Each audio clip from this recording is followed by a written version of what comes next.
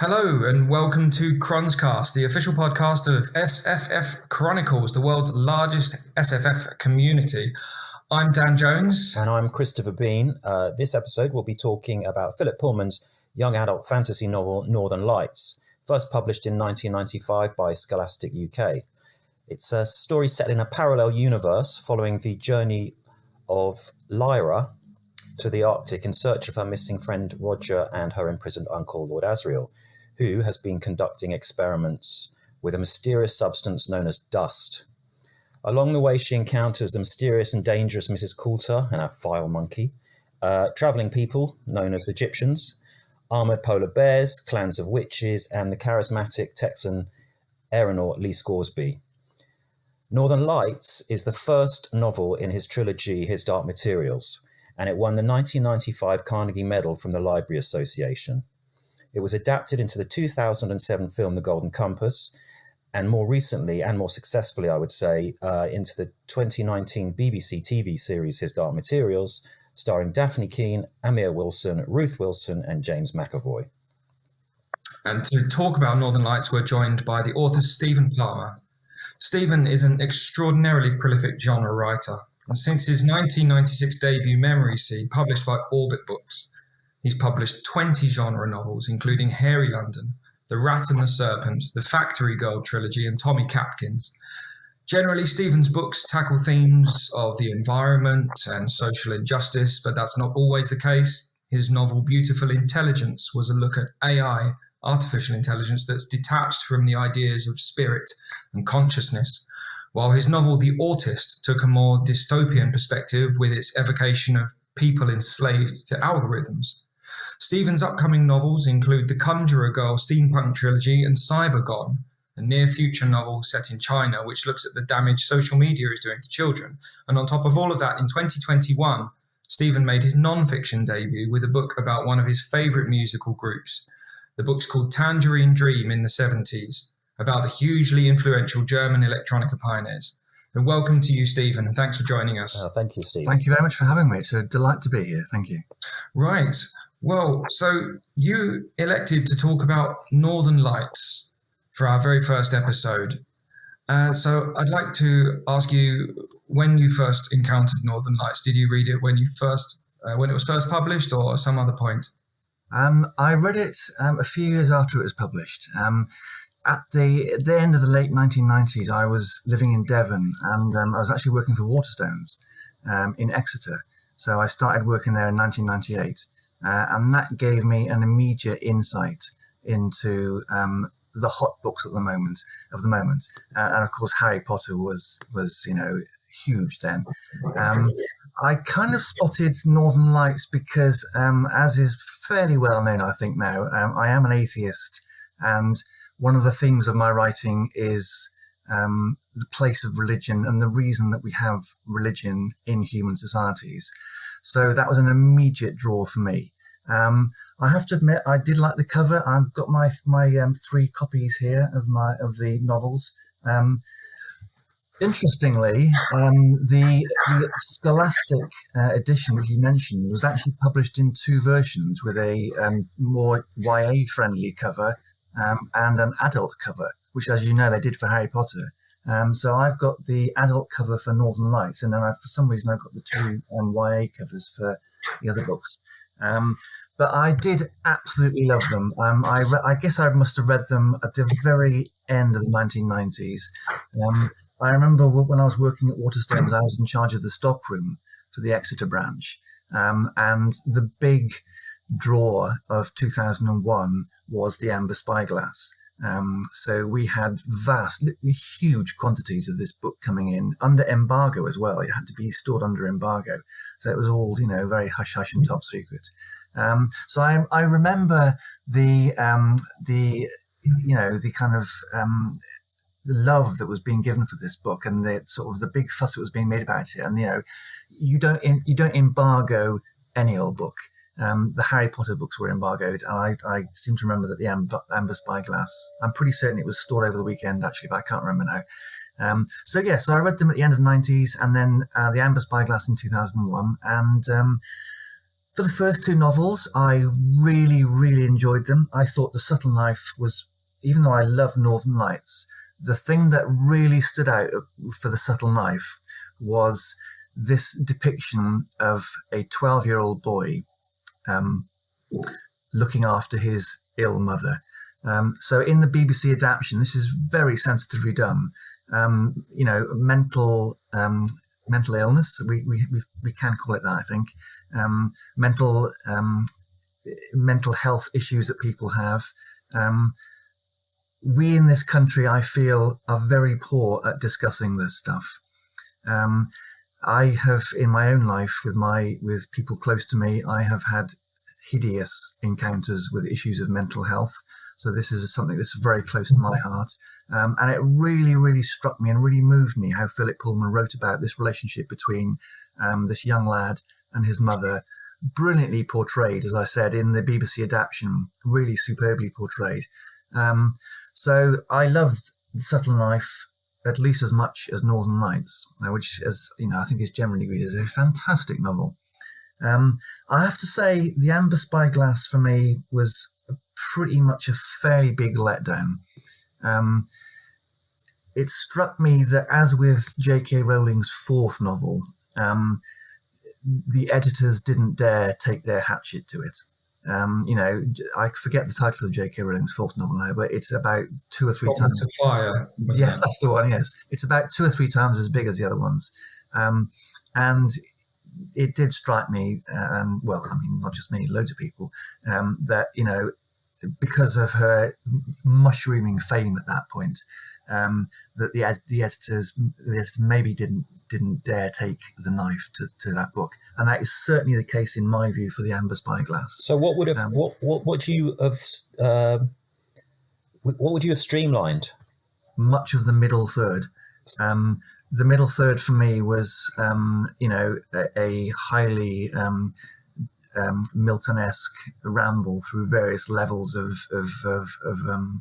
abstract. Could you be referring to, by any chance, the creatures with the trunks and the ones that move around on wheels and the Mulefa?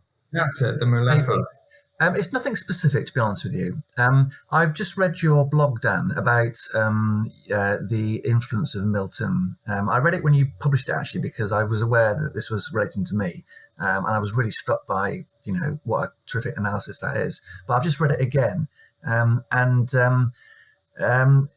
You're right. Pullman did want to not just evoke Paradise Lost, but I think follow it. Well, I think he's quite explicit in saying that Northern Lights, well, his Dark Materials in its entirety, it's a retelling of the same story, and the parallels between the two stories are right there. And Paradise Lost itself is a retelling of the Genesis story of Adam and Eve and the awakening of mankind. So just for anybody out there who's not aware, Paradise Lost is the epic poem written by John Milton, the English poet John Milton, in the 17th century. I think it was towards the end of his life, in maybe around the 1660s, I believe, but that's off the top of my head. And it tells the story of Satan, who's cast as a romantic or a chaotic hero, really, who's stranded in hell, in pandemonium, after being cast out of heaven after the war in heaven with God. And he decides to exact his revenge against God. But he decides that God is quite a dangerous and mysterious character, which is fair enough. And so he decides to not go after God directly, but to attack his greatest, most beloved creations, which is mankind. And so the story is that Satan removes the scales from the eyes of mankind by tempting Eve into original sin. And his Dark Materials is essentially a retelling of that story, which becomes fairly apparent quite quickly into the piece, although we don't get the revelation that Lyra is the avatar of Eve until some way into The Subtle Knife. But there was a lot in your first response to unpack there. You're right that if we go back a little bit, there was this period in the mid-90s where you had these two huge young Titans. adult series that came out seemingly out of nowhere, really, and they were sort of culture defining, epoch defining, really. Harry Potter has an entire industry built off it, and if you can't say quite the same of his Dark Materials, you're quite right. There was an enormous amount of love and affection, and it's one of those rare books that goes from being genre fiction, a solid plant your flag in the sand. It's a fantasy fiction, and it's not just fantasy, it's young adult fiction, and it just crosses over into the mainstream. So I wonder, do you think there's anything to that period in the 90s when Rowling and when Pullman were writing, that there was this something in the air that allowed these very, very fantasy styled books to cross over into the mainstream? To be honest, I don't. I think there may have been elements of corporate publishing that fed into that. I mean, since Jane Johnson's fantastic work at HarperCollins with Tolkien in the 80s, fantasy has snowballed, slowly into larger and larger things. My view is that what really tipped it over the edge was actually just luck, serendipity. She became very, very popular in America with the third book, and then that sudden increase in popularity in that country. I mean, they have a population 5 times as large as Britain. Now, I know I am on record on Crons as being what should we say, the vicar of luck. The person who ascribes so much to luck, and I've kind of been discussing this recently with friends. It's been pointed out to me that I use the word luck erroneously. Sometimes it is serendipity. I do believe very strongly that we authors owe far more to luck than to any other resource. I mean, you have to have something to say. You have to have talent. You have to be able to use words, and you have to have something inside you that needs to come out through words. But given that, the other 99% is luck. And I think J.K. Rowling was lucky. She wrote a terrific first book, which was spotted by somebody and was taken on. And they said to her, oh yeah, you'll sell 500, but don't give up the day job. So that was a true reflection of where she was then. I'm not sure about Philip Pullman. He did have a good profile before, and he was well known as a writer of finely crafted books. But again, I'm not entirely convinced that we could pin down why Northern Lights did so well, even in retrospect, because there are so many strange aspects to why novels become popular, why they sell particular quantities. The one thing you mentioned earlier, which is pertinent, you mentioned you're an atheist, and the book deals with. Well, I think Pullman is coming at this from the perspective of an atheist, and he's making the case that you don't necessarily need God in order to make the Republic of Heaven on Earth. And the idea, I mean, you're talking about luck as well, and I think one of the central themes of not just Northern Lights but the whole trilogy is to act. Is you've got to act, and I think it's Lyra says it herself towards the end of book 3. That the whole point of your life is to act, and you've got to do. So even if you are an author, to bring it back to us and our craft and what we try to do when we're writing a manuscript, you have to put yourself out there. You can't stay in the cave. You have to be not just inspired to do it, but to go and act it out. But I think you're absolutely right. And of course, the corollary of what you've just said is that if you act, you must be a moral being. The whole point of morals is that you face choices and you act and you make those choices. So I think you're spot on there. Well, yeah, and I was really struck, Dan, by your reference in your blog to the fact that even though Philip Pullman is a famous atheist, actually the book is at least as much about the church. It is a very anti-church book. You could argue actually that it is an anti-God book in some respects, but actually, really, his main target is the church and the Catholic Church in particular. I think that's clear. Yeah, it becomes clear that it's less anti-God as the book goes forward. God is referred to as the authority in the book. It's quite clear, but it's the authority doesn't lie with the authority. The authority lies with those who were working in His name on earth. So there was definitely an atheism movement bubbling away. It was probably still more of a subculture, I think, in the 90s, but as the turn of the millennium came, then there was definitely a spike in ideas surrounding new atheism. And I think Pullman's book was probably at the vanguard of that, with people like Dawkins and Sam Harris and Hitchens. So it's definitely, and they always say the artists get there first, and Pullman is getting there. He's not the first because, the people like Nietzsche were saying it a long time before that, 100 years before. But the artists generally get there first, and he was there like 5 or 10 years before anybody else in terms of driving this period of new atheism. For what it's worth, I don't, and I wrote this down, you may have noticed, I don't think he fully succeeds. Yes, because, yes. Yeah, I think he actually ends up making the case that you're not actually disproving the existence of anything. You're more making the case for acting, which is what you would say is the driving force for most religious belief anyway. It's the drive to act and act specifically in the right way.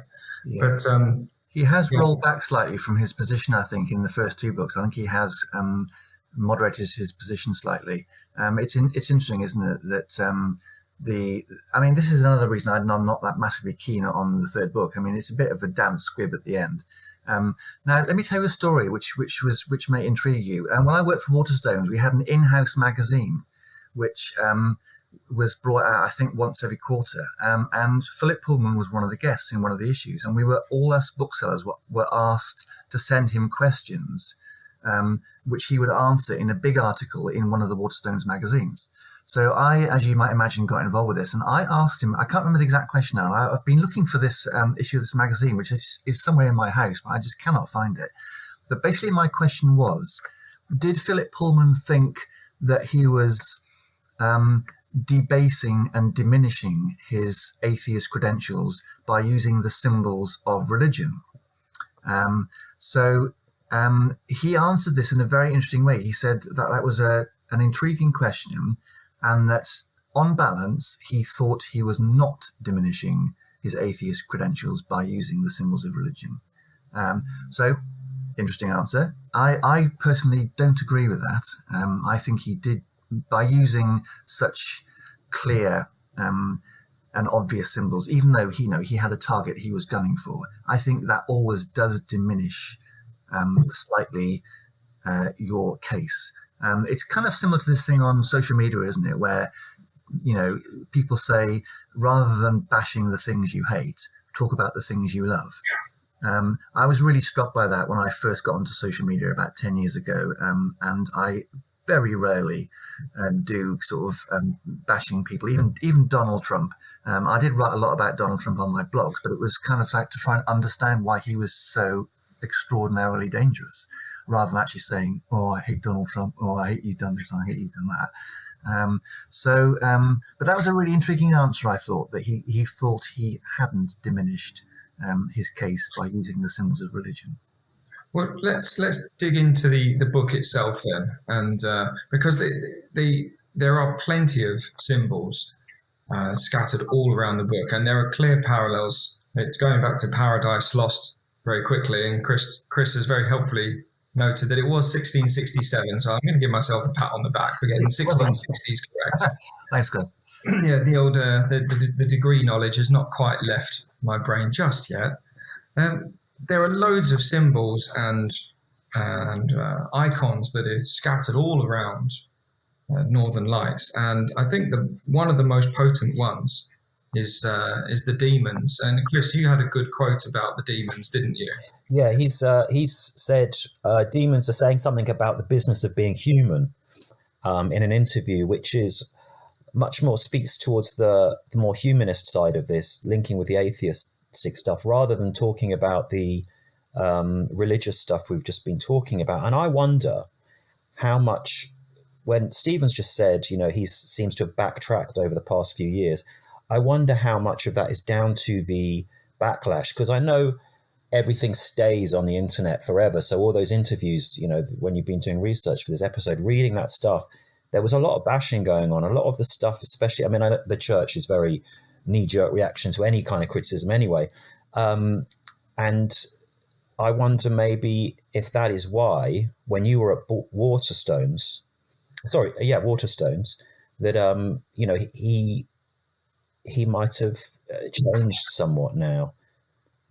I think so. Yes. I think he has.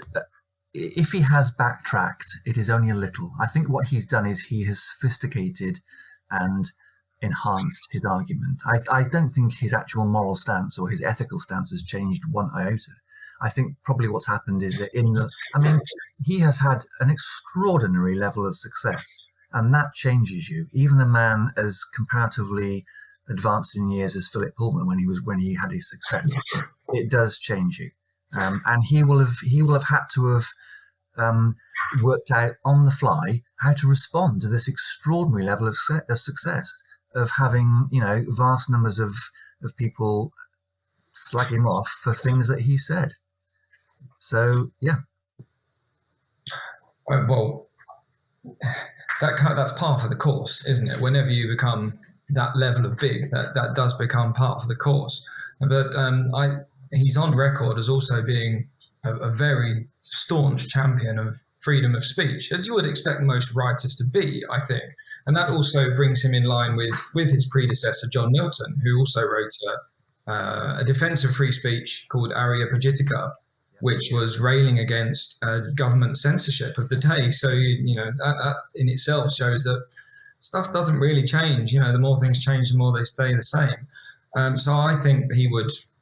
we can't speak for Philip Pullman here, obviously. We can't put words in his mouth. We're simply discussing his works. But I would imagine that he would be staunchly defensive of anybody to say whatever they like, because, well, that's the position that he's taken. And one of the ironies is that later, a few years after the Amber Spyglass was published, he ended up being defended and applauded by the Archbishop of Canterbury. That's right, yes.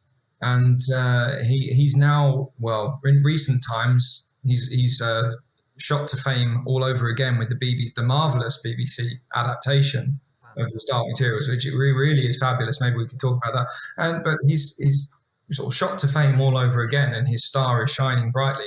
And that means that, again, he's been getting brickbats over comments that he made on Twitter a little while ago. And so it doesn't really change. But I think a lot of people do mellow as they advance in years.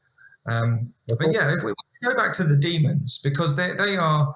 Let's get really into the weeds of the book. Really, that's what I would like to do is maybe draw out some of the tools and the techniques that Pullman is using that makes this a particularly good book. And there are so many things. I mean, I would like to talk about the armored bears and what they represent and how he uses them. But the demons are particularly clever, as they are sort of a reflection of the human soul that's a guide and also a protector and a conversation point as well. So I wanted to get your opinion on the idea of the demons. What's the meaning behind them? How far do they go? Yeah. I have a very specific attitude to this because of my own particular beliefs and work. Philip Pullman is on record as having said that one of the reasons he invented Lyra's demon in the first place is that when you start a novel, if it's just one character doing something or discovering something or going on a journey, that character has nobody to bounce ideas off. There's no conversation, there's no dialogue. So there was an interview somewhere quite early on, I think, where he said that actually one of the inspirations for Lyra's demon was to give Lyra someone to talk to when she was hiding in the wine cabinet or wherever it is she hides, and all the subsequent adventures. Now, obviously, he did sophisticate that enormously afterwards. the problem I have with that, and that actually, when I wrote my question to Philip Pullman for the Waterstones magazine, that was actually what I had in mind, because I have a very particular, one might even say vehement, attitude to the concept of spirit or soul, as anybody who's read my books will know. I think this is a particularly, in my view, this is humanity's oldest idea. I think this idea goes back 100,000 years, if not longer, to the very, very start of human life, where we tell stories and we imagine stories and we imagine ourselves in stories. It's an incredibly ancient idea, I think, and this is why this idea has got extraordinary inertia and such very, very deep roots in our cultures.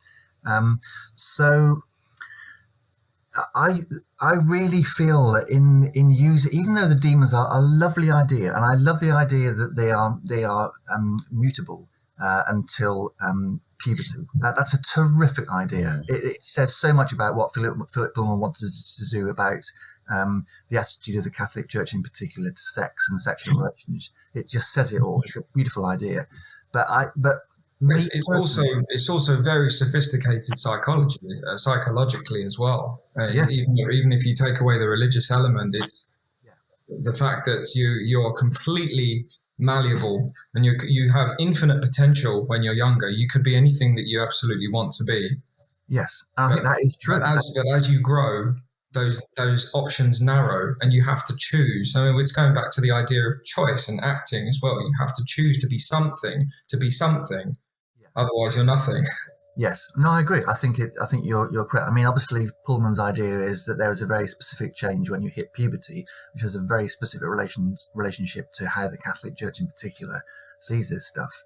But I do agree. My beef really is only a very personal beef. It's my, one of the things I enjoy writing about is, why do we have this extraordinary idea that we have this immaterial spirit or soul inside us? It's an absolutely ridiculous idea if you look at it from certain perspectives. But it was an absolutely essential idea, in my view, in very, very early human societies, Neanderthal societies possibly. I read a lot about the Neanderthal species. Well, Philip Pullman, or the Northern Lights, let's just stick with that. It doesn't just exist in the present day. I mean, it does, but there are constant references to the antiquity of the human, the dawning of the human age, or one of the major themes is the trepanning, which is the drilling of the human skulls to let the angels in, an ancient custom that sounds brutal. It sounds like a torture session, something you would do to torture somebody, but actually it was a great honor bestowed upon the ancient shamans to let the angels in, or let the dust in, as they say in Lyra's world. And it's an extremely old idea, and it won't go away. It won't go away. I think that the demons, when I was reading it, the demons to me, they evoke Jiminy Cricket in Pinocchio. Yes. It's very similar, the idea of Jiminy Cricket is great because he's a bug, and your conscience bugs you, doesn't it? It's something that's always bugging you. And the demon is the same thing. I love that. I didn't realize that Pan was essentially just somebody for Lyra to talk to.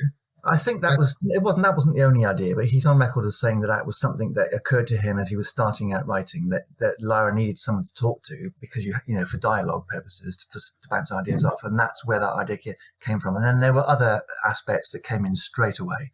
So, but yes. Well, that's I think as writers, that's a really good example of something as what an architect or an engineer would say is form following function. So you've got something there that is really serving the writing itself and serving the idea of propelling the novel forwards and making it engaging. So giving Lyra somebody to talk to, but out of that, he's stretched and pulled all of these very deep strands of meaning and possibility, which really become the roots of the book itself. It's very clever. Yes, it is, and of course, I think it's something that anybody who's writing, to bring it back to Crons, there are so many writers. You're thinking about the nuts and bolts of your writing and how to make it work, but then they don't have to be just nuts and bolts. They can turn into, and they can evolve into something so much more, which is exactly what the demon itself does. It evolves and it becomes something more than it starts out as. Yes, yeah. And of course, there's so much fun to be had with designing demons that say things about your characters that otherwise you may not want to say. I mean, obviously, the golden monkey is perfect for Mrs. Coulter. It's a lovely metaphor for her, quite extreme character. That's an interesting thing, actually. What do you feel about how they dealt with Mrs. Coulter and her psychology in the BBC TV adaptations? Because there are only, as I recall, there are only 2 instances where the reasons why Mrs. Coulter is so extreme are explored. One, I think, is in the Abscission vaults, and one is with Lee Scoresby. I just felt that wasn't enough. For all that Ruth Wilson's portrayal is stunning, I would have liked just a little bit more of her character so we know why she is quite so extreme. How do you feel about that? Well, in the BBC adaptation, I thought it was reasonably clear, especially in the second series, when Sir Charles Latram, which is one of the characters from Lyra's own world, but who's established a doorway to our world and has set up a business in Oxford selling antiquities and has amassed a small fortune and bought himself a nice end of terrace house. I think it's even a detached house. Yes. He's clearly doing very well for himself. And Mrs. Coulter visits him and becomes extremely regretful, remorseful as to what might have been if she had lived in a world where, as a woman, she could have become an academic. This is after she meets Dr. Mary Malone, and she's staggered at how free she is. Do you think it's interesting. Just to go off topic from Mrs. Coulter for a second, because she's an extraordinary character for a few different reasons. She's as complex as Lord Asriel is, and we can go to Lord Asriel as well. But Pullman talks about the Catholic Church in Northern Lights and subsequent books, and then he makes a very explicit point that in our world, which is where the Catholic Church is, we have these huge degrees of freedoms which are not permitted to the characters such as Mrs. Coulter in the other world.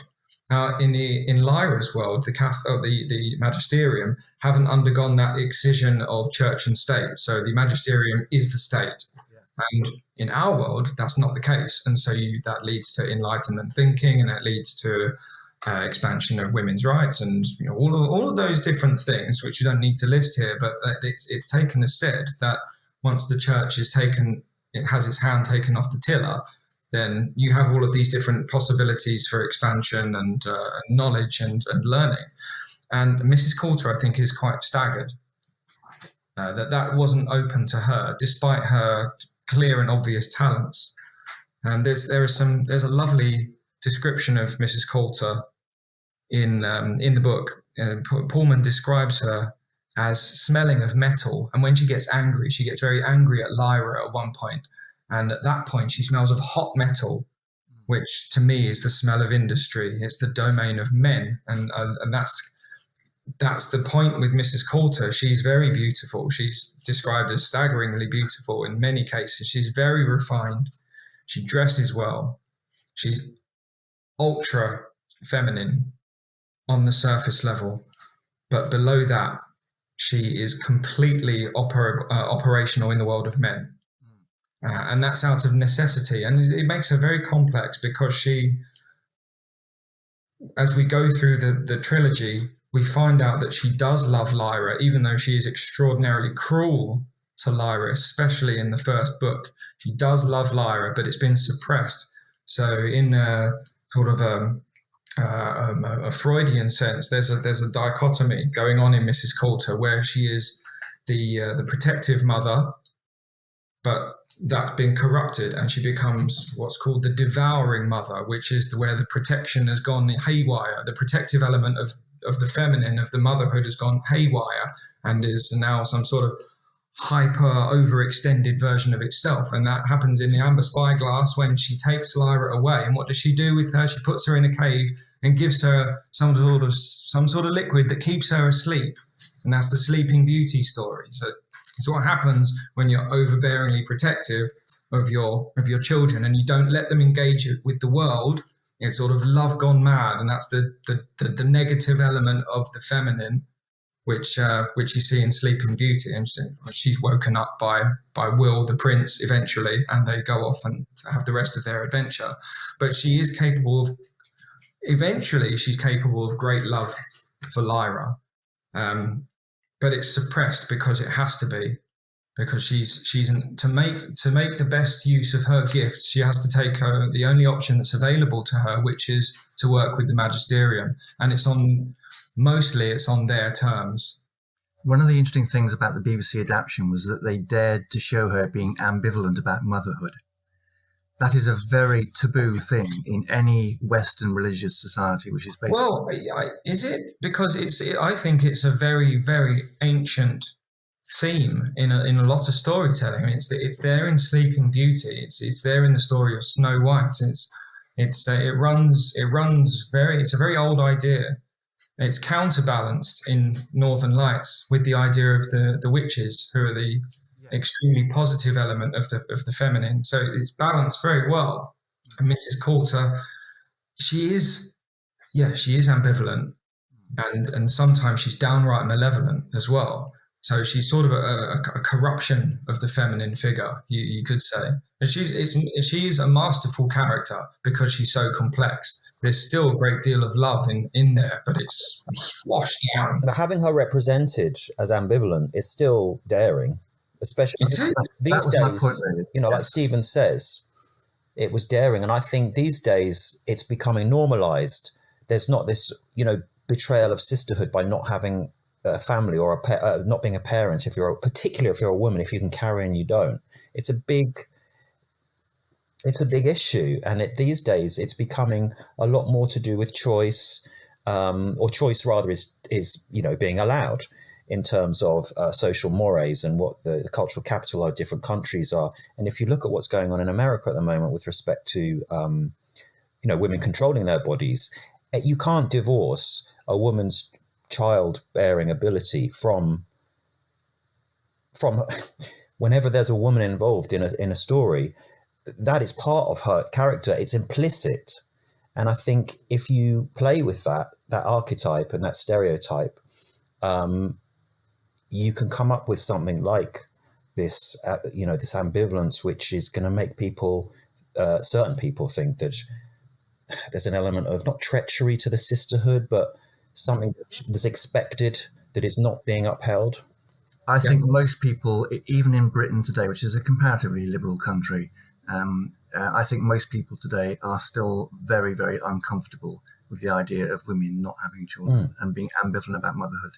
And that's really interesting that the BBC chose to portray that in a couple of fairly crucial scenes in the first series. But yeah.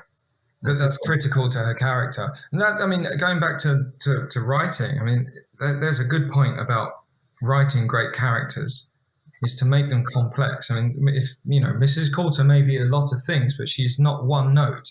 There's a lot of complexity to her. She could go either way. And in some ways, you're almost kind of, even though she's a villain, and an explicit one at that, it's certainly in Northern Lights, you're kind of rooting for her as well, because you want to see what she's up to. Yeah. It's not clear. You're kind of on her side because she's such an anomaly in this hyper male-driven world, which is still controlled by the magisterium. So I think it's an instructive character, and she's counterbalanced by Azrael, who has again elements of the positive masculine in his desire to protect Lyra, and even more pertinently, the positive masculine element to sort of go off and explore new lands and get new information and expand knowledge. That's all like the positive masculine.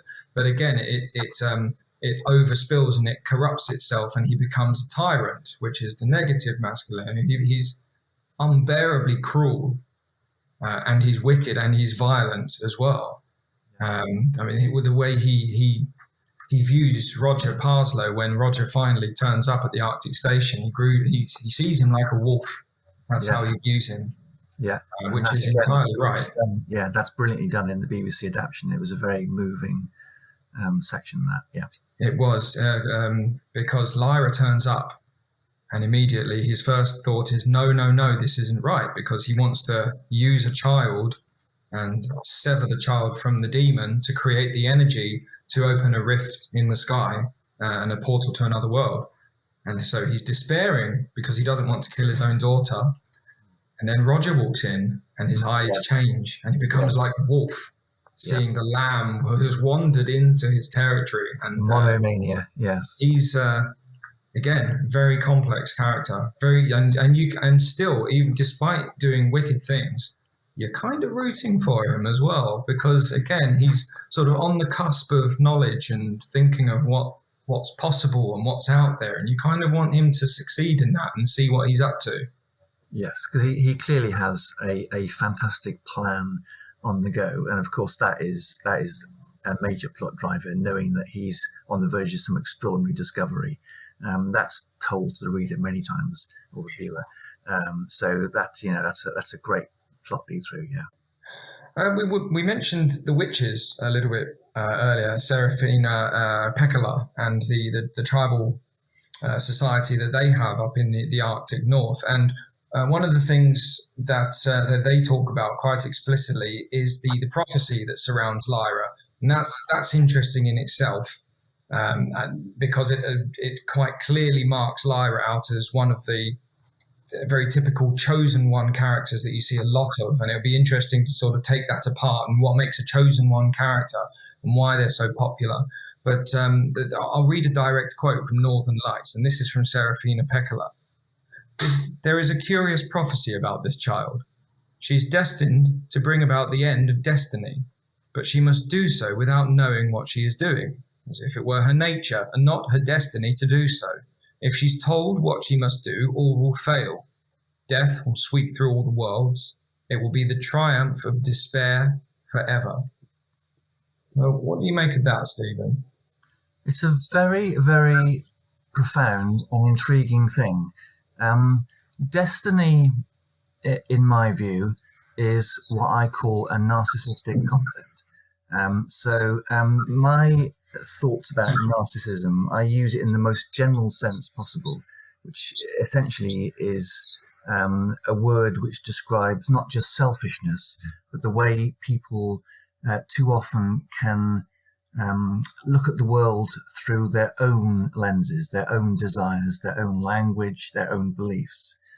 Erich Fromm, one of my heroes, was a particularly brilliant writer about narcissism.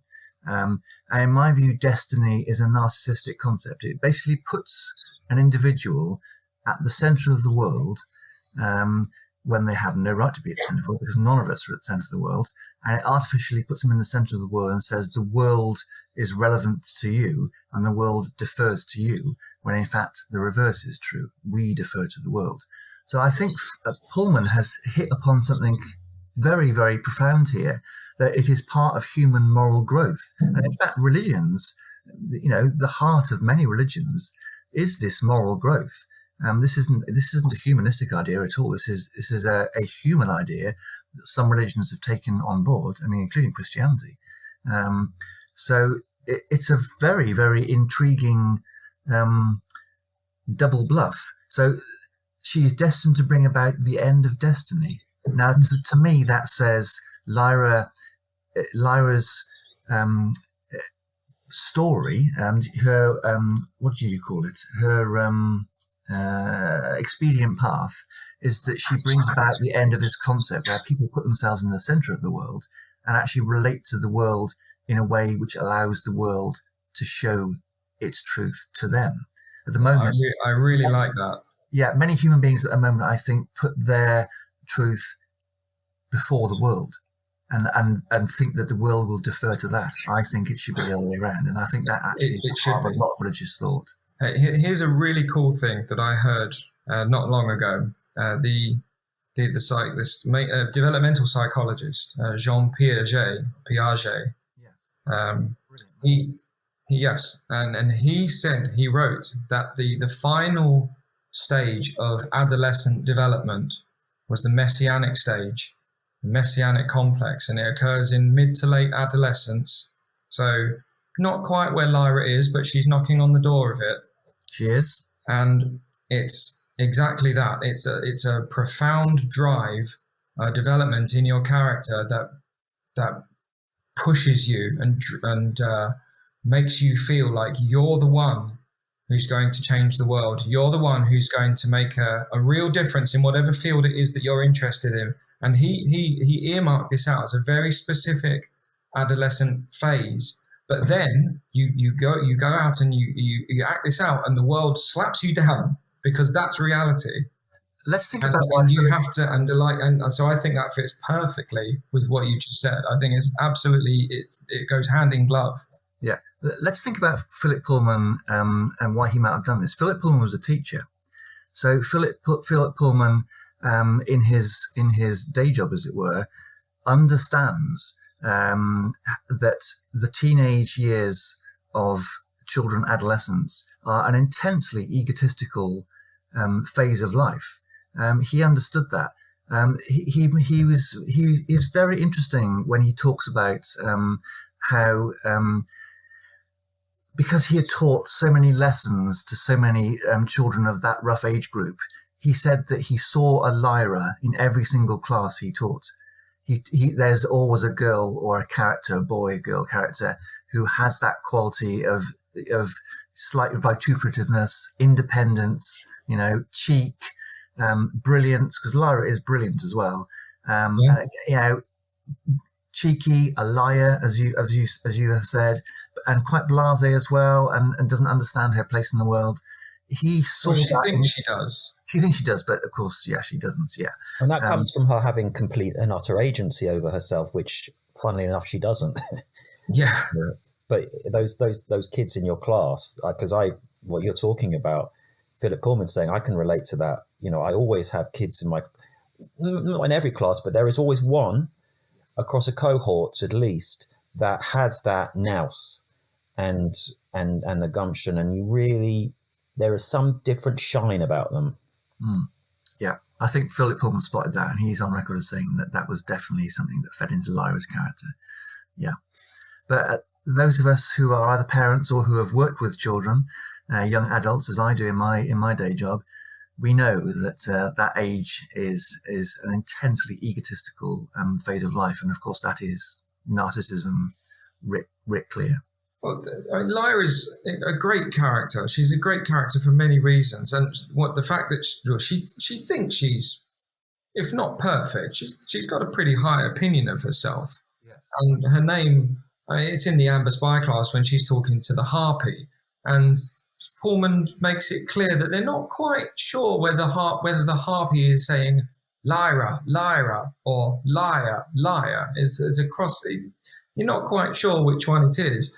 But she's caught out by her lies a couple of times. Once with the Harpy, but the other time when she's being interrogated in Mary Malone's office in The Subtle Knife. So she's definitely fallible, and she's brought low by her own hubris a couple of times. So I wonder what it is about her that makes her such a great protagonist from a young adult perspective. I think a lot of it is that cheek. It's that desire to push boundaries, which almost every single young person has experienced that sense of not just actually pushing boundaries, but wanting to push boundaries. I think Lyra is a brilliant example of that. But of course, Lyra has a much larger canvas than most ordinary teenagers. If you're at school, that is a comparatively small canvas to push boundaries on with teachers or whoever it might be. Lyra has this extraordinary expansive world. I mean, she does travel from Britain to Svalbard. How many teenagers have done that? So she does have a much larger canvas upon which to work. I think she's a great character. She's wonderful. Yeah. I mean, it boils down to what you said about teenagers or young people, children. the one to stick out of those cheeky ones, and it just boils down. She's charismatic. Like she's been written as a charismatic character. He has charisma. Good point. Yeah, and I think when a child, there are two ways it can go. A child can be rude or cheeky to you. Sorry, a child can be cheeky to you. There's a thin line between rudeness and, charisma, and I think that's what he's done really well with Lyra.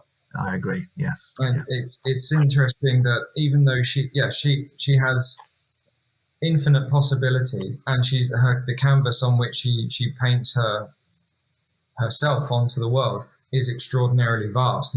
Like you said, from Oxford to Svalbard, and then into other worlds. Yeah. And she does satisfy this narcissistic. What did you call it? A narcissistic complex, was it? Well, I have to be careful here. I use the word narcissism in a very particular way, in the most general way possible. Narcissism has various meanings in various contexts. It can be a clinically used word. Clinical psychologists will use that word in a very specific setting. Well, I think in a clinical sense, narcissism implies a certain psychopathology. Yes, I think we're talking about it more in the mythical sense. Much more general, which is the sense that I use it. And as I said, one of my great teachers, as it were, Erich Fromm, who was the great writer about narcissism, I think, in the 20th century, used it in that very general sense. I use it in a more general sense even than Erich Fromm in my work, because I'm interested in the relationship between the human condition, of which narcissism is one aspect. That's true. And what happens with... Sorry, Stephen. I was just going to say that Erich Fromm had no understanding, because he was born too early, of consciousness. We've only in the last 50 years had a workable theory of human consciousness, and he wasn't actually aware of that. So I'm trying to, in some of my work, I try and link those two things together. Well, that's quite interesting about mentioning consciousness, because as soon as Lyra fulfills her destiny, which essentially is the awakening of her own adult consciousness, yes, she is slapped down by reality. It's right at the end of the amber spyglass. She's forced to separate from Will, which is reality kicking in and saying, sorry, even though you did have this messianic arc that has delivered the world from tyranny and restored what was lost and freed individuals from the chain of the magisterium, there's still a natural order of things to which she is subservient, and she has to take her proper place in the world, which is away from Will. But of course, Lyra has the option of grief. Lyra has, because she's human, she has the option of grieving, and that is her human way of getting over what the world has done to her. Because, just through, the world doing what the world does, at least she has the option of grief, which means that she will be okay. That is how we cope with this stuff. We have that option as well, and the option to carry on, which yes, of grief is obviously one of the parts, isn't it? It enables you to process it and then take the next steps into wherever your life takes you. Yeah, and Lyra will do that, and she will have a life. I haven't read the other books. I haven't read the books he's written recently, so I don't know if that arc is followed. The Book of Dust you're referring to? Yes, I haven't read those, so I don't. No, neither have I. It's on my reading list. Yes. My wife Jo has read the first. Well, she's read the first one certainly, and she's halfway through the second one, and she says they're pretty good. Right. The first one she said was that La Belle Sauvage was incredibly good. She said so. Right, we'll get onto that in the future, maybe. Let's see. Yes, definitely. Can I just ask, go back a bit? Sorry, I meant to ask this before. If you think this is a logic issue rather than a thematic symbol or symbolic issue, which is the further the demon becomes from Lyra, further Pan gets from Lyra, the more traumatic and painful it is. What is the point of that other than, okay, if we're separating the demon with this contraption, and how does that add stakes? What are the stakes of that? If a demon could always be distant from the host, for want of a better phrase. Yeah, Why? I never worked that out. I did note that obviously Mrs. Coulter has a different relationship with her demon than most human beings, and that obviously is a metaphor for her character. But to be honest with you, I feel the same as you. I feel slightly perplexed by that. Could it be fear? So the idea of the separation is more a primal fear of being removed from your spirit, and that's what makes it that the pain is almost psychosomatic. Well, And I mean, when Mrs. Coulter is separated, where she separates herself from the monkey, it's an act of self-control, and she actually uses those words to Charles Latrim. She said, "It's a matter of self-control. Don't you have any self-control, or have you never met a woman with any self-control?"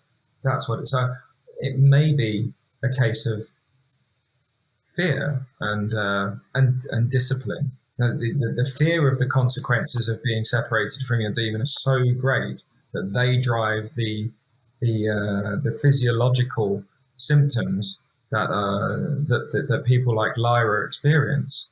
I think Pullman, Sorry, go on. I was just going to say, I think Pullman may be tapping into what is basically a universal human belief that if you believe in a soul, if it is separated from your body, that is a bad thing. I mean, there are any number of Greek myths and any other myths about that topic. So maybe he's tapping into that.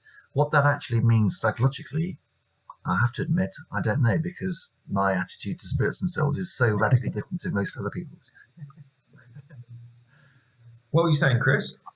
I think, yeah, I understand what you're saying, Dan, in terms of where it may come from, in terms of in-world logic, in-world characters. But the logic of it, writing it, where did the idea come from? Where did Philip Pullman decide, okay, it's going to bring in this massive trauma if they're separated too far, and it's going to cause so many problems? Because it's not, I don't know if I'm misremembering or, I've forgotten things, but I'm trying to think of the pertinence of that, other than maybe to sort of give more weight to the separation.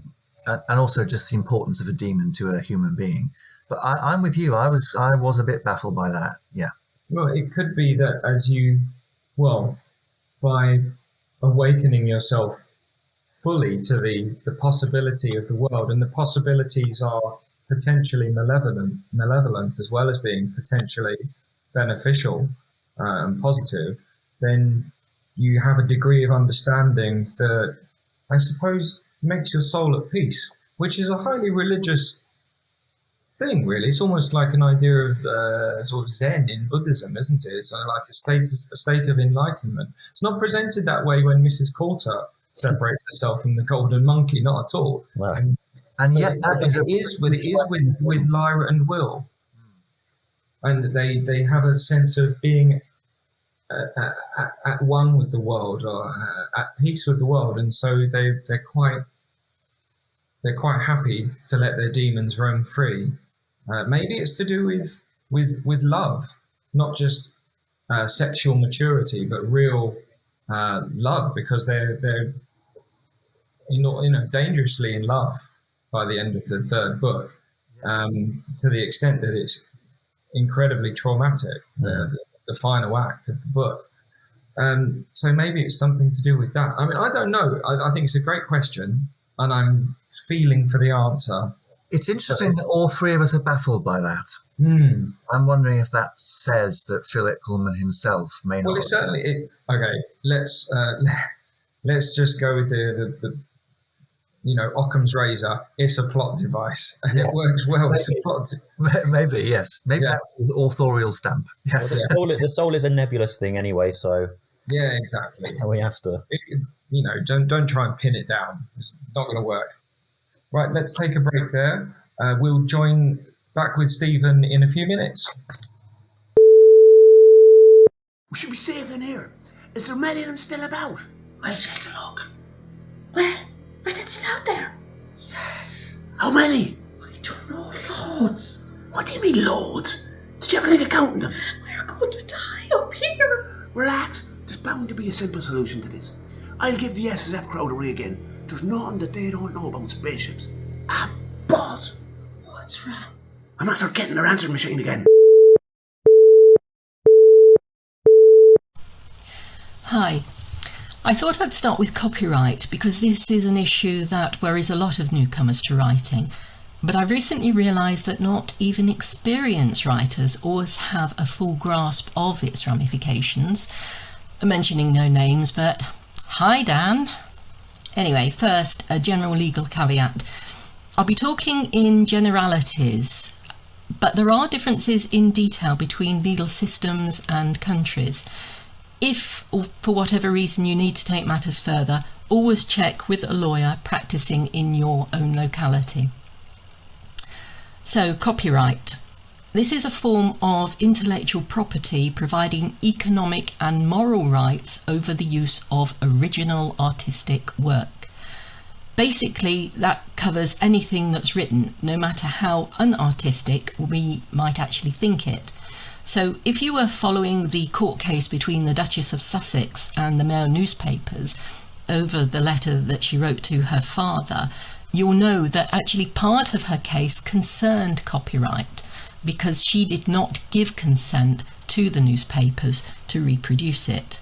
And that is actually one of the basic rights under copyright, the right to govern who may reproduce or quote your work. Another, for instance, is who has the right to adapt it for performance. So a short story being recorded by someone, for instance. This is important to writers in two ways. That first, in the rights that we have over our own work, some of which we may give away or sell. Secondly, how in our own writing we may use work that other people have created. Anyway, copyright is inherent. There's no need for us to do anything. It's there automatically as soon as we put pen to paper or we start typing. And that's the case in all the countries which are signatories to the Berne Convention, which includes the Americas and most of Europe and Australasia. There are some commercial organisations that encourage writers to believe they have to register their work to get copyright protection. Don't listen to them, it's not needed. Do make sure you can prove that you wrote the work and when you wrote it. In times gone by, that was obviously a little more difficult than today, and what usually happened was that people would parcel up their manuscript once it was finished and send it to themselves, and there it would stay still in its envelope with the date of postage firmly stamped on it, and it would be left unopened until it was needed. Nowadays, obviously, we're always backing up our work on hard drives or memory sticks, so that will show the progress of your work. Because even if somebody tried to argue that they had got in before you and written the whole thing, nobody is going to be able to show the writing of that work all the way through. So do keep various of your drafts as you're going, and when you've got to the end, don't delete them or keep some of them. Obviously keep them on memory sticks and hard drives, but also think about emailing them to yourself or to a friend who can keep them, so you've got the proof there. I've said you don't need to register your work, but actually if you're in the US, it is advantageous to register your copyright with the US Copyright Office, which is part of the Library of Congress. It doesn't prove your ownership of copyright, though it acts as evidence. But it does allow for enforcement of your rights, because legal actions for works of US origin cannot be started in US courts without it. And it also allows courts to award certain costs and compensation that otherwise wouldn't be available. Anyway, you've got your copyright, you can prove you wrote your story, you've registered with the USCO if you're American, so now you're safe from anyone pinching your work. Well, no, sorry. The only sure way to prevent your copyright being infringed is never to let your work be seen by anyone, and obviously that's self-defeating. But having a right and being able to enforce it are two very different things.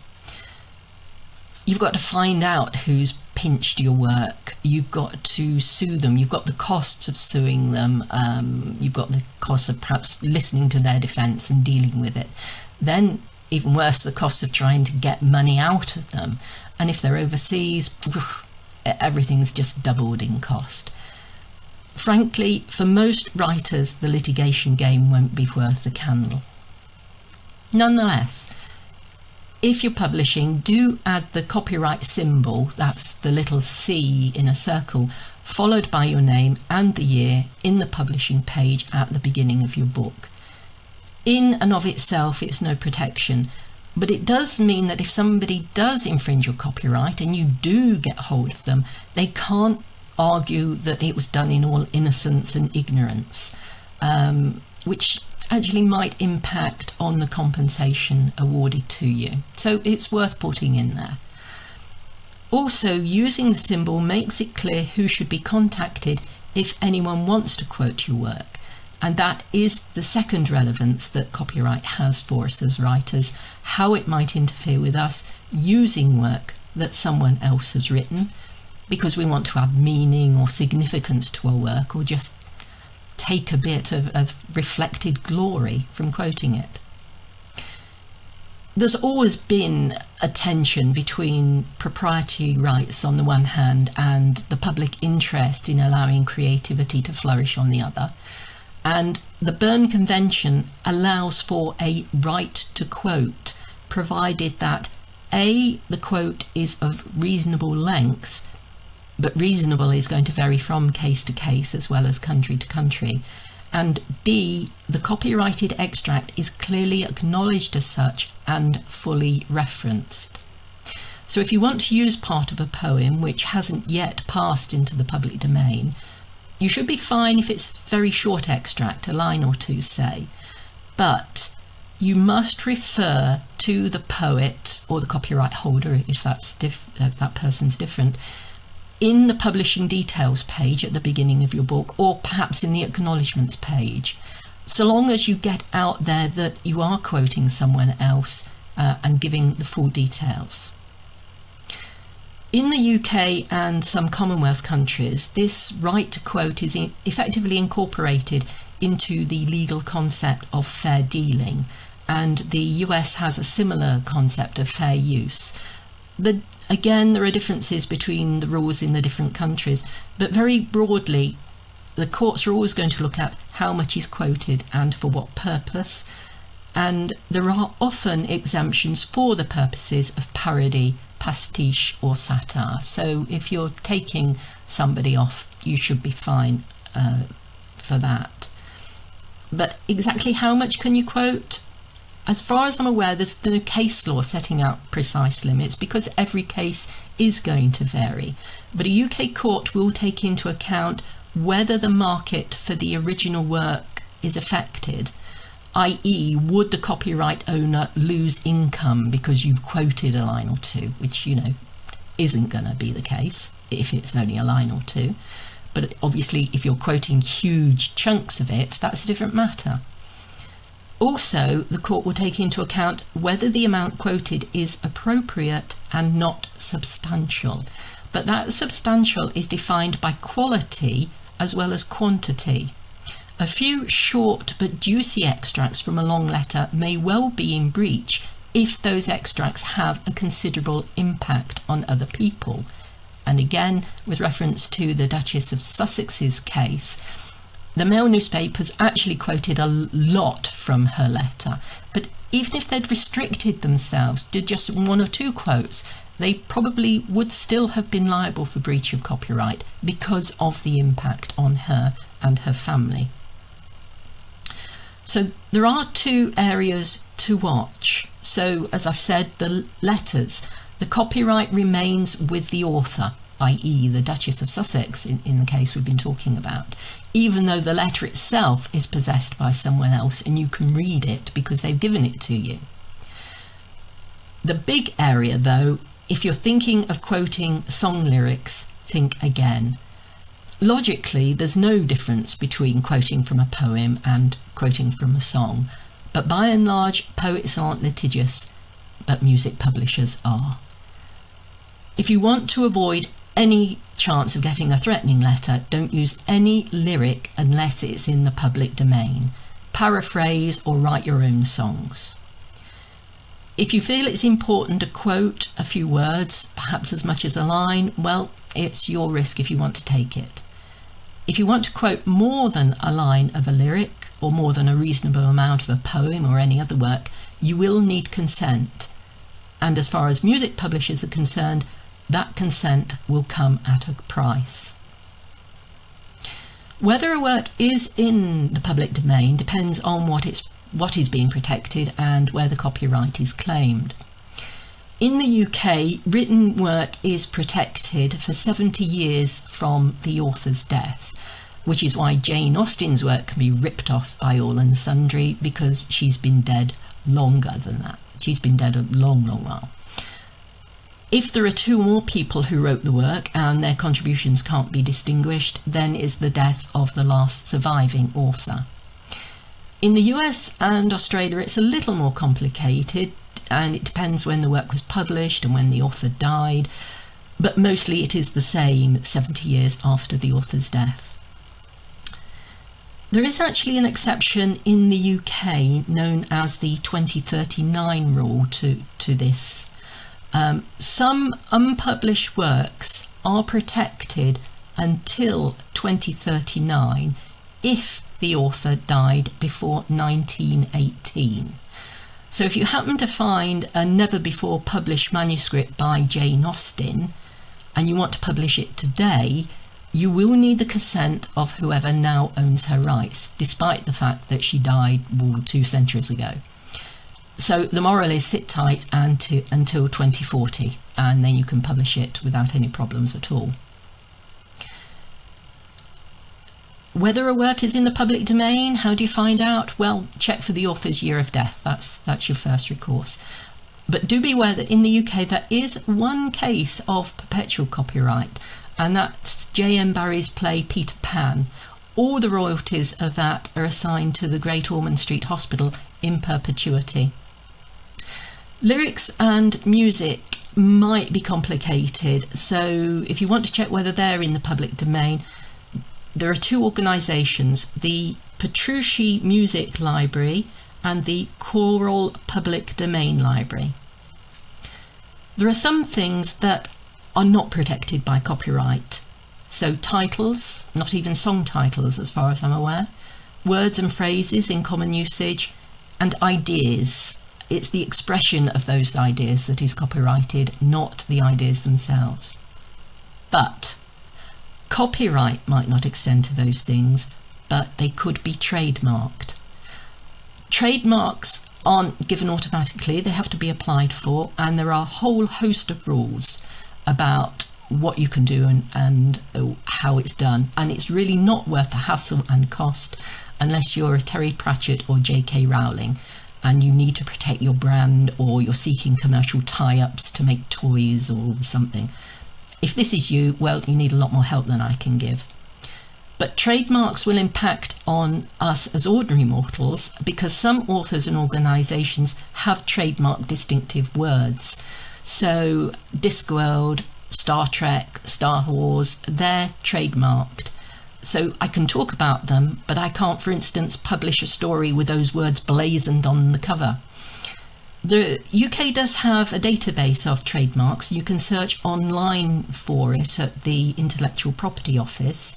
And that reveals, for instance, that the word droid was registered in 2009 and 2015, and Space Marine in 1991 and 1996, but only in relation to certain classes. So do those words cover what you might want to use them for? Well, if you're writing, probably yes, but I don't know. If you want to name a paint colour after them, perhaps not. You'd have to check. Now, economic rights provided by copyright can be transferred, as I've said, e.g. by sale. But an author also has moral rights, and in the UK they can't be sold or given away, though they can be waived. The first of them is the right to be identified as the author of the work, but that does need to be asserted. So if you're publishing, do include a moral rights clause in the publishing details page of your work. alongside your copyright. The moral rights also include the right to object to derogatory treatment of your work, which is defined as any alteration to a work which amounts to a distortion or mutilation of it, or is otherwise prejudicial to the honour or reputation of the author. And I would so love to read a court report on a case where that's been claimed. There's also a right to object to a false attribution, which I also think is funny, i.e. being named as the author of a work that you didn't write, and the mind fairly boggles at that one. But anyway, no false attribution here, because this is mine, all mine, but that ends this very brief tour of copyright.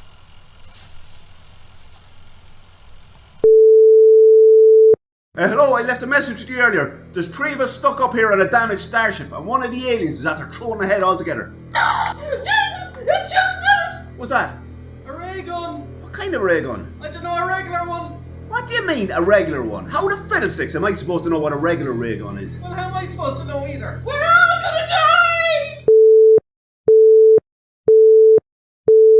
I had this sense that, you know what it's like when you're dealing with people online on forums and stuff, and the Science Fiction and Fantasy Chronicles forum are very active, but you're one of the lesser active members or you drop in and you might drop a Zen wisdom sentence and then disappear for a few weeks. Yeah, you do realise that this is a perception that you have, Steve. You've got this perception of being this sort of gnomic visitor in the night who will sort of drop into one of the forums, write one sort of Buddhist line of wisdom, and then disappear again for many weeks. So I was when I was doing my research for this, and I was looking at your website and looking at Goodreads and all the stuff on the internet, I was really surprised. I knew you'd done a lot of material. You'd had a lot of material.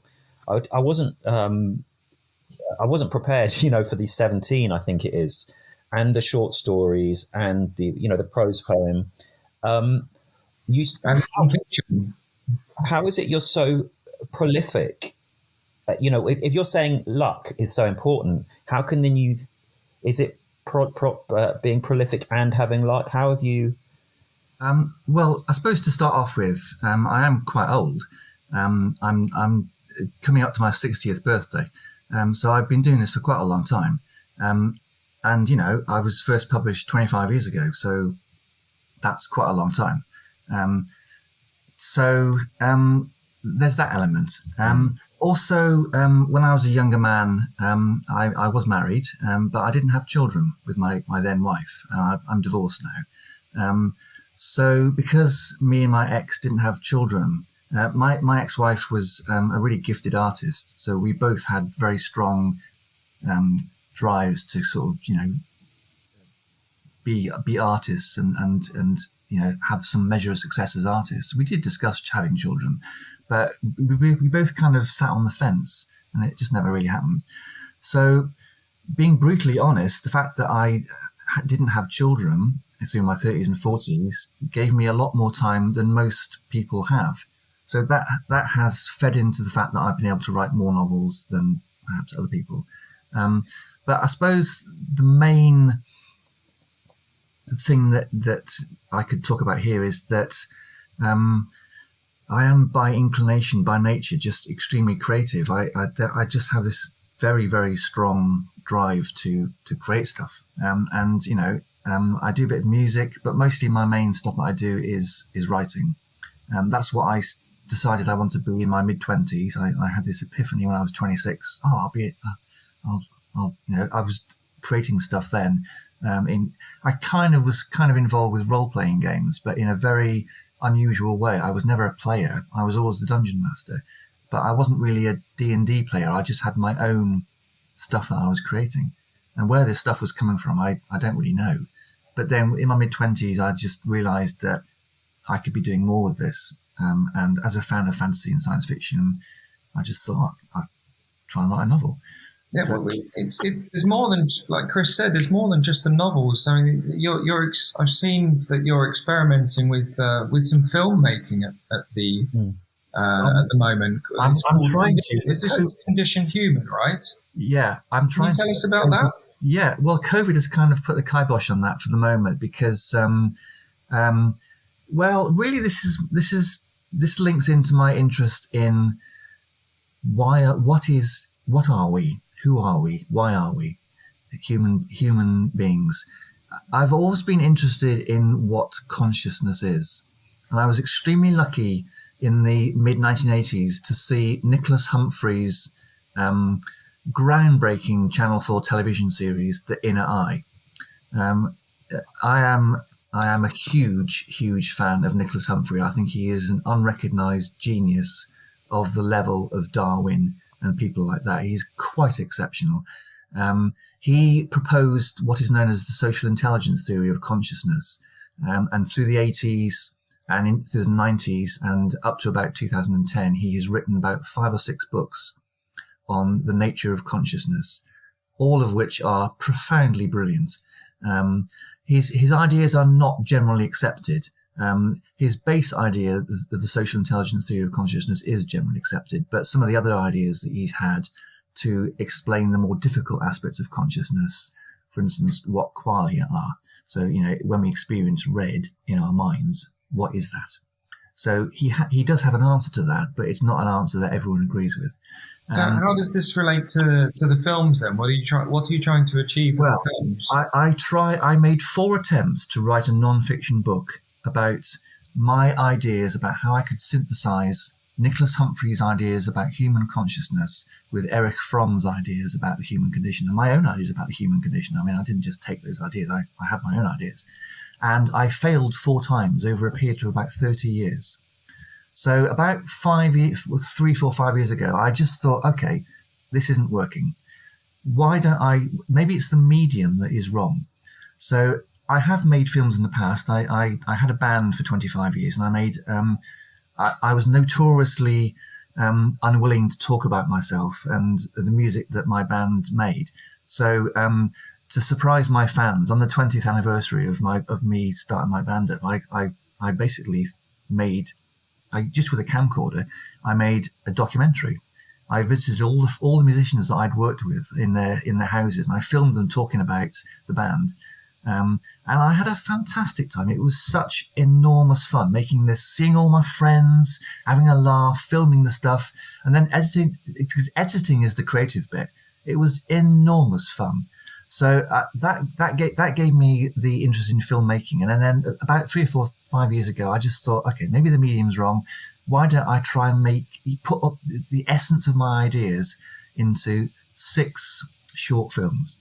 So my idea was to have 6 short films of 20 minutes each, where I would speak to camera where possible, and basically give the essence of my ideas of what a human being is, why we are conscious, what the important aspects of the human condition are, what my beliefs are about those things, and then present them in a film. So it would be an artistic film. There would be artistic interludes, but a lot of it would be me talking either as a voiceover or to camera. Interesting. So I wrote the scripts and I blocked it all out as filmmakers block out, in boxes. And I just did the first little bit of filming when COVID struck. So essentially, it's been on hold for about 1.5 years. I will go back to it at some point. I've had a very difficult year in my personal life, my private life. So that's fed into it as well. But I am hoping next year or the year after to go back to that. All the scripts are written, all the film directions are written, all the music's done. I've done all the voiceovers. All the voiceovers are recorded, but I haven't actually been able to film anything because I haven't been able to get out for various reasons. It sounds very interesting. But you have managed to. I mean, you said you attempted 4 times to write the book, but I you just have completed a non-fiction book in the past year, haven't you? Yes. Well, which was about Tangerine Dream. Yeah. Again, that came. I mean, I'll say it again. That came about through pure luck. I'm a big fan of a band called Renaissance, who you may remember had a huge hit, Northern Lights, in the late 70s, with Annie Haslam singing an absolutely gorgeous song. And their songwriter, Michael Dunford, was a really brilliant man. He was a writer of melody like very, very few writers. So I loved that band. So when I found out by accident that Sonic Bond had published a book about Renaissance's music, the first book actually about their music, I bought it straight away. And then in the back, it just said, if you want to write about a band that you like, you might like to approach us and pitch us an idea. So I did that. I wrote to Stephen Lamb and said, okay, I adore Tangerine Dream, love Klaus Schulze, very big fan of Osric Tentacles. Why don't I write one of those? And he took me on. So it was great fun. I wrote the book about Tangerine Dream. The Tangerine Dreamer, Yeah. I guess they've experienced a bit of a renaissance in recent years, haven't they? Because wasn't some of their music used on Stranger Things, the Netflix show? I don't know. I watch very little TV and never Netflix. I have to check that. I'm pretty sure it was. I'm not sure if they recorded new tracks for it or whether some of their older stuff was used. But probably new stuff, Dan, because Edgar Furzer died in 2015. Absolutely tragically. I was utterly gutted when I found that out. But the band has had a renaissance recently with because Edgar wanted the band to continue without him. So there are some very proactive members in that band now doing stuff, and they are, they're writing and recording new material, and I wouldn't be at all surprised if their music was being used. So tell us about the novels that you've got in the pipeline. I know it's Cybergone, isn't it? The one about the social media, is that right? Yes.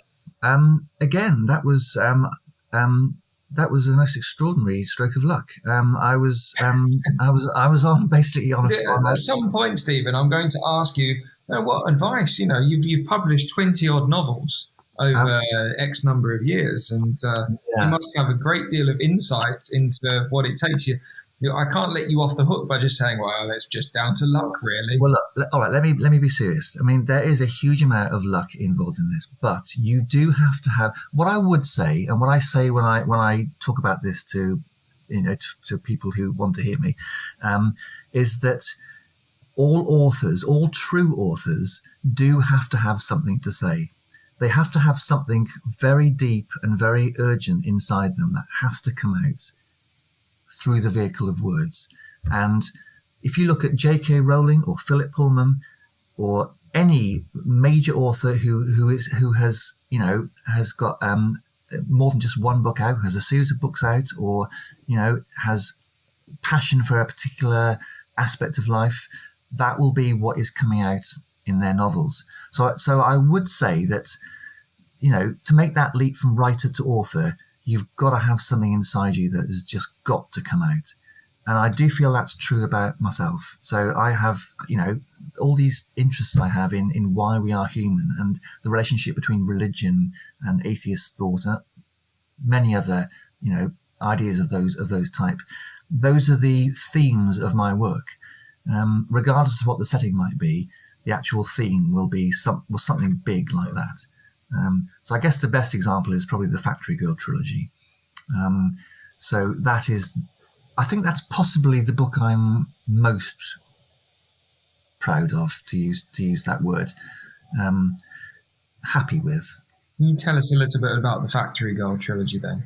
It was. I was basically. I had the title of the first book in my head for a year. The Girl with Two Souls. Girl with Two Souls, yeah. Now, that title intrigued me. Who is this girl and why does she have two souls? So this basically related to the kind of things I think about in my daily life, about souls and spirits, all these interesting concepts. And then about a year later, I was watching Channel 4 News, and I suddenly ideas started to fill. This is quite late evening, 8 o'clock at night. Ideas just started suddenly coming down into my mind about a scenario and a character that might be this girl with two souls. And after about 5 minutes, I suddenly realized that there was lots of ideas coming all at once that I really ought to write down. So I ran into my study, grabbed an empty notebook, grabbed a pen, muted the TV, and just started to write this stuff down as it was coming to me. And I just carried on writing and writing and writing. I did about 7 or 8 pages. And it seemed to me as though about 20 minutes had passed. I'd written all this stuff down. Actually, 2 hours had passed. I looked up and it was 10 o'clock at night. And I had put down the template for the entire trilogy. It hardly changed when I actually came to write it. I'm a very strong believer in the idea that our subconscious minds are doing a huge amount of the work for us. Yes, I think this is definitely. particularly true of authors. It's really important to listen to your subconscious when it has something to say, and to almost take dictation from your subconscious. Yeah. I feel that I did that in that 2 hours on that extraordinary evening. I felt I was taking dictation from my subconscious and getting this From your demon. Yes, maybe. Yes. Well, yes, actually, you're right, because this novel, this trilogy says an awful lot about me. It is very much, I put absolutely everything into it that I could. Everything. And I feel very, very attached to it. It's a work that I am really proud of. So, yes, Chris. Can I just say, that comes back to your earlier point for me, when you're talking about, like Dan giving a hard time saying, come on, it's not just luck, give us an answer or give us something. You're saying this trilogy is most reflective of you and your inner state, or whatever, your mindset is. And I think that speaks to the larger thing about, or an equally large thing is, it's not just a case of having something to say. It's about having lived a life, or having experiences, because I notice with a lot of beginner authors, not beginner authors, but younger authors or writers rather, there is a lot of escapism or vanity or fantasizing, and it comes from a lack of having experience. I know this sounds so incredibly, not elitist, but supercilious, but because I'm hardly a well-known author myself, but having gone through a rather charmed life maybe, and not suffered certain experiences maybe that have, or suffered certain opinions from other people, being surrounded by something interesting, whether that's from your parents, your grandparents, or from, just everyday life. I feel you don't have to have had a dramatic life, but you have to have been observant and aware of life to write. And it's not just this escapism, I like, sword and sandals, so I'm going to write that stuff. I very much agree, Chris. I very much agree. Yes, I think you're spot on there. Yeah. Well, the central themes of human life don't change over tens of thousands of years. That's why we were talking, in Northern Lights. That's why the 30,000-year-old story about Adam and Eve it still stands up, even though there's no logic to it on a purely superficial level. But if you dig down into it, then actually there's quite a lot going on there, and it still stands up. So you live your life, and even if you don't think you've done much in your life will still do things to you, whether you like it or not. And you'll pick these things up, and all of a sudden you'll find when you're writing, you have an armory of things that all of a sudden about the way that people are, that you can pack into your work. Yeah. And how often does that come to you? Sorry, Chris. Stephen, I was saying, how often does that come to you? That sort of download for the Factory Girl trilogy. How often did you experience that? Quite rarely. Yeah. I experienced it for Memory Seed, my debut. I had it for a novel called Moetzenland, which was not well received, but was my passion for Africa and African music in particular. I also had it for Tommy Catkins. I was listening to Trick of the Tail by Genesis, and there are 3 songs on that album which purely by chance managed to sort of contain the ideas that I was thinking about. It was the most weird thing. The idea about Freudian slumbers in Entangled, and water in Ripples, and Madman Moon. Those ideas kind of emphasized themes that I was thinking about, and gave me the idea of the World War I soldier returning from the Western Front to this mysterious island hospital in Wiltshire in the middle of a river. Again, that was a very, very specific and very strange personal event. I was literally lying on the sofa with the lights out in almost complete darkness, listening to A Trick of the Tail, thinking about what I might want to write next. And these 3 songs managed to encompass what I was thinking about. It was the weirdest thing. And I was living at the time in a town in Shropshire called Wem. And Wem basically is in North Shropshire, in what was formerly marshland. the area regularly floods, and even that fed into what I was writing about. How we think about water and what water represents. It was the weirdest thing. But I think that's another of my favourite novels. That's a novel that I wouldn't mind reading myself. I never read my own stuff ever, but I wouldn't mind getting a book of Tommy Catkins and reading it, because there's something about it which is different. Interesting, yeah. I think that lightning that comes sometimes. Are those stories that you contrive, and then there are those stories which write themselves. Yes. And those are the ones that it's lovely when it just is, and you put up your aerial and it just downloads into you. It's just wonderful. And I think because we are all characters, aren't we? We all write our own story. And so we have certain themes and ideas and tales which are deeply relevant to us. And those are the tales that our subconsciouses tell us. Yeah. And it doesn't always happen that way, doesn't it? So a lot of the time it's a difficult process, and the birth can be protracted. So when it does start to flow, it's a good feeling. Yeah. And I think that's that's instructive to just keep trying, because the more you write, the easier it is to get into that state of it flowing more easily. Yeah, I must point out that even though I've written quite a lot of novels, some of them are crap. I mean, I have written some rubbish as well. So let's look at that side as well. Well, let's ignore those ones. And we're our own worst critics anyway. So yeah, let's talk about Cybergone. And when I heard the title, I had a flashback to being at university and reading Antigone, part of the Sophocles trilogy. So I thought, it must be pronounced Cybergone. It's right. Cybergone, isn't it? It's Cybergone, yeah. Yeah, it's basically a little idiom which is used in the novel to describe something that I called END, empathy negation disorder. I've been interested in Chinese society for quite some time, and it struck me that the Chinese use of the internet is highly unusual. It's free within China. It's almost Western within China, but the Chinese have huge barriers around it and over it. One's called the Golden Wall, and the other one's called the Golden Shield. So there's this extraordinary, unique dilemma in China where they have this Western-style freedom and this communist-style repression, and it's all the great metaphor of that at the moment is the internet in China.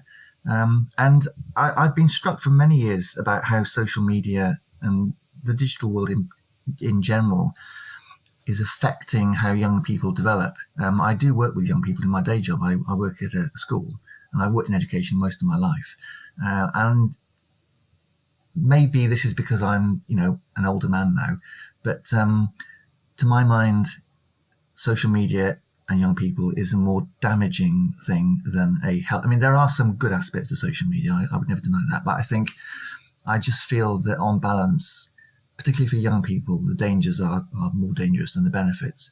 So I put together this imaginary Chinese affliction, empathy negation disorder, where because of the way the digital world works, for instance, in making individuals anonymous, then there's the whole aspect of identity on the internet, which is far more free-flowing than in normal human interaction. I put all these ideas together to create a Chinese family where the young son, I think he's 11, has got END. So basically, this child's father, who happens to be a technology expert, has to find out what the actual cause of this condition is, because the Communist Party have simply denied it even exists. I think it sounds very pertinent. Social media is still so young. It's almost like we're definitely still in the wild west era of social media. In the same instance that in the gold rush era of the actual wild west, it was marked by lawlessness and exploitation, and rampant sort of corrupted hyper-capitalism as well, and the fleecing of the people who are trying to get rich in the Yukon and places like that in California. And we don't know. There's not enough. We don't have enough data of the effects of social media, the time span that we have of its operation since Facebook exploded and then Twitter followed it. The time span is too short. We don't know. But it would be a great thing to have a specific podcast back with Stephen again, coming back and talk about this. Yeah. Let's get to the book. Let's get back to the book. When is it coming out? I don't know yet. I've only just sold it. As I say, by an extraordinary stroke of luck, I happened to be on a particular Facebook group one evening, and the American lady who runs the group just said, "Oh, my publisher's looking for novels." So I sent Cybergon across, and he said yes, pretty much straight away. There you go. I think he did read it, obviously, but it was about a week, I think. So there you go. So that's your golden piece of advice. If you're looking to get published, get onto Facebook. I mean, there's a serious... My serious advice would especially if you're selling a book about the evils of social media. Yeah. My serious advice would just be never give up. I've almost given up twice in my writing career. There was a time at the start of the 2000s and then around about 2006-07 where I almost gave up because I was getting absolutely nowhere, and it was just deeply depressing. I would echo that. Perseverance is key. I think that's probably a good note on which to end. I've just got one more very quick question, and that is, what form would your demon take? I've been asked that before, and I think it would be a raven. A raven, good choice. Now, I know what Chris thinks mine would be. Chris thinks mine would be a nudibranch. Right. Yeah, but it wouldn't be a nudibranch. I think I can't believe you remember that. Why would I forget somebody calling me or my animalistic avatar a nudibranch? Flatworms or whatever. Yeah, it's some sort of hermaphroditic flatworm. Yeah, mine would be a rooster. It wouldn't be a nudibranch. Oh, okay, nice. And Chris, what would yours be? I'd like it to be a pike. But it would probably be... I think it'd be one of those birds of paradise who do all the fancy dancing. Yeah, some fabulous bird of paradise that couldn't fly but looked really good. It's got all the moves, though, you know? Yeah. Right, Stephen, thanks so much for joining us. It's been really interesting. It's been a real pleasure, and good luck with everything you're working on. It sounds like you've got many irons in the fire, and I'm really interested in seeing how they all pan out. So thanks once again. Brilliant. Well, I really hope we can. Thanks very much for having me. You've been really interesting chaps to talk to, and I've had a lovely time. So thank you very much.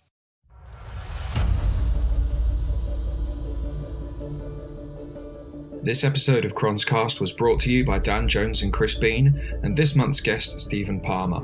Additional content was prepared by Damaris Brown, Brian Sexton, and Kat's Cradle. Special thanks to Brian Turner and the staff at Crons. Lastly, thank you for listening, and don't forget to sign up to the world's largest SFF community at sffchronicles.com.